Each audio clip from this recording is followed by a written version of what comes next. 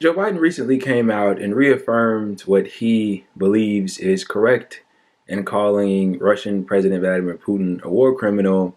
And he also insinuated that he should stand trial for his actions in Ukraine. Take a look at this video because I think it's quite interesting. You may remember I got criticized for calling Putin a war criminal. Well, the truth of the matter, you saw what happened in Bucha. This warrants him, he is a war criminal. But we have to gather the information. We have to continue to provide Ukraine with the weapons they need to continue the fight. And we have to gather all the detail so this can be have a war crime trial. This guy is brutal.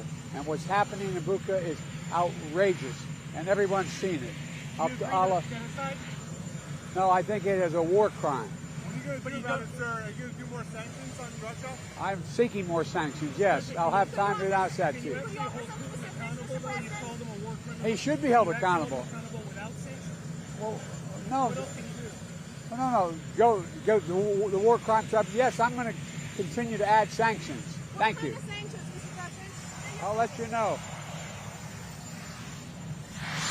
You know, as I sit back and watch this, I can't help but think how peculiar this behavior from U.S. political leaders has been during this entire debacle in Ukraine, of course, involving Russia.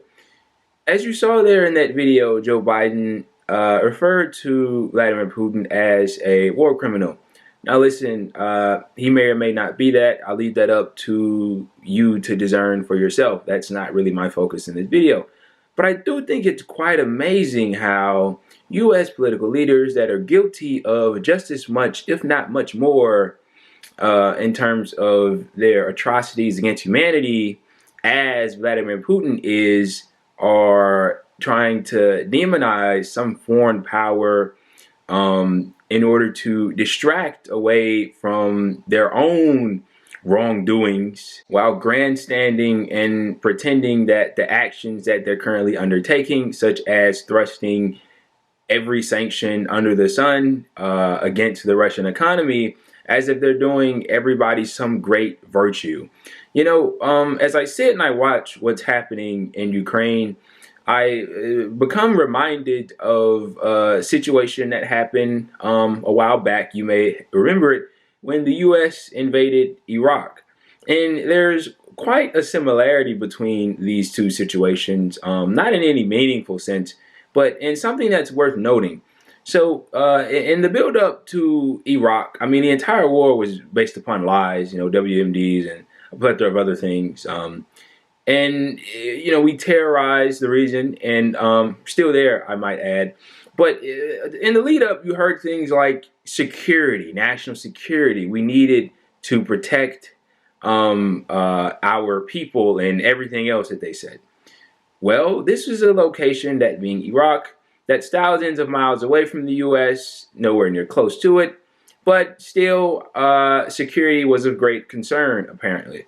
Well, if you look at the parallel and you look at what's going on in Russia, well, Ukraine is right up on Russia's borders. Not only that, but NATO played a really big part in propagating this entire thing, essentially pushing Vladimir Putin and the Russians into a corner. I'm not here to justify anything that they've done. In fact, I've denounced it on several occasions because I believe it's the right thing to do.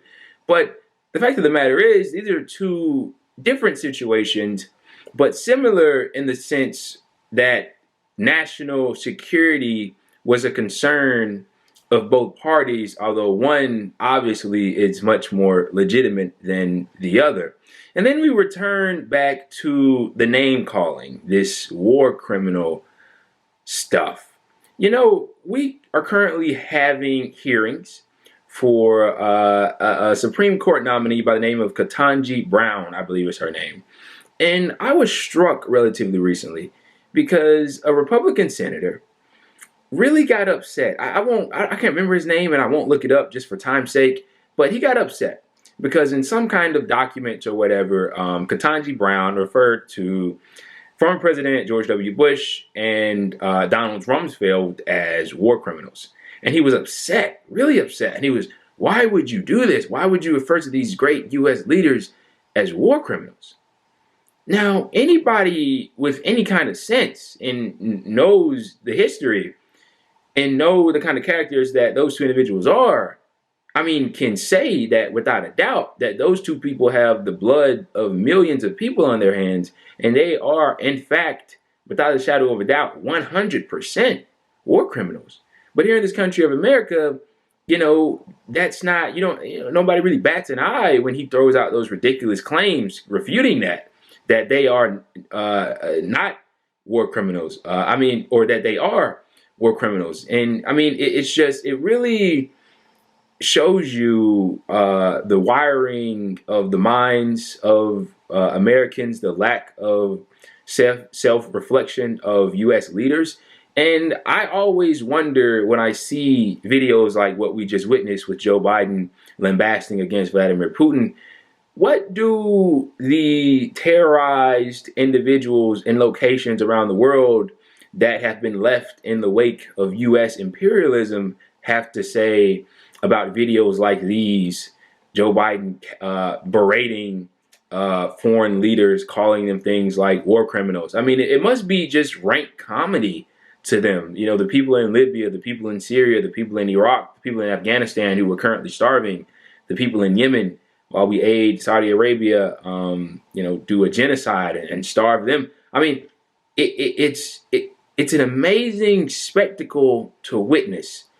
The false virtuousness, the false trailblazing of these U.S. leaders while they find a new enemy to get upset at, to distract the people from their own actions, as well as past. I mean, look, we'd be here all day if we really went down the list of U.S. atrocities. I mean, Joe Biden calling Putin a war criminal, once again, I am not refuting that, but it's really grand. This is the same man who relatively recently, it was in August of 2021, last year, after the pullout of Afghanistan, there was the terrorist bombing at the Kabul airport. This is the same man that promised to get back at the people that did the suicide bombing. And so he authorized the drone strike, which killed 10 civilians. Only civilians. He didn't get any ISIS-K members or whoever they said they got originally, right? He got 10 civilians, 7 of which were children.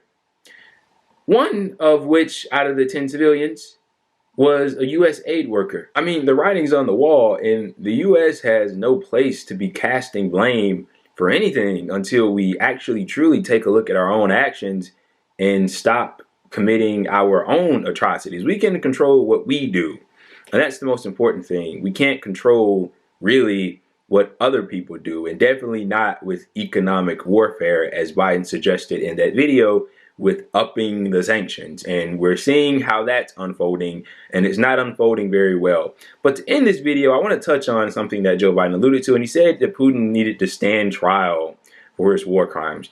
Well, the place where people would typically do that is the International Criminal Court, the ICC. However, and watch this, this is amazing, the U.S. isn't a part of the ICC. The United States is not a state party to the Rome Statute of the International Criminal Court. As far as America is concerned, the ICC has no jurisdiction, and this comes from the American government, has no jurisdiction, no legitimacy, and no authority. Wow.